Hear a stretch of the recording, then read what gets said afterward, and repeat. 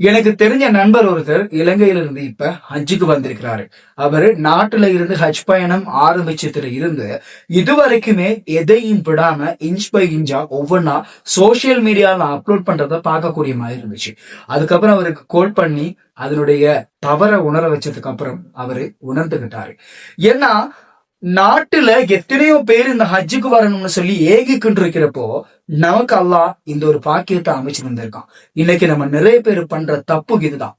ஹஜ்ஜுக்கு வார நோக்கத்தை மறந்து சோசியல் மீடியால லைக் கமெண்ட்டுக்காக நம்முடைய அமல்கள் மாறிக்கொண்டிருக்கிறத தொடர்ந்து நாம பார்த்துக்கிட்டு தான் இருக்கோம். இதுல இருந்து நம்ம வெளியே வரணும். ஏன்னா இந்த லைக் கமெண்ட் எல்லாம் நிரந்தரம் இல்லை. நமக்கு மறுமையில அல்லாட்ட கிடைக்க போற அந்த கூலி தான் நிரந்தரமானதுங்கிறத யாரும் மறந்துடக்கூடாது. எனவே ஹஜ்ஜுக்கு வரக்கூடிய ஒவ்வொருத்தரும் நீங்க மெமோரிக்காக போட்டோஸ் வீடியோஸ் எடுத்துக்கொள்றது பிழை இல்லை. ஆனா நம்முடைய அமல்களை பாதிக்காத மாதிரி உங்களுடைய செயற்பாடுகளை அமைச்சு கொள்ளுங்க.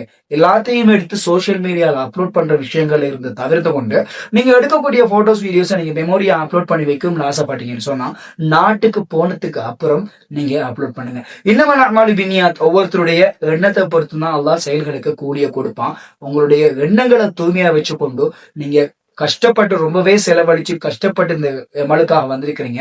அந்த அமனுடைய முழு நன்மையை அடைஞ்சிட்டு போறதுக்கு முயற்சி செய்யுங்கிறதான் நான் இந்த இடத்துல சொல்லிக் கொள்ளக்கூடிய ஒரு விஷயம்.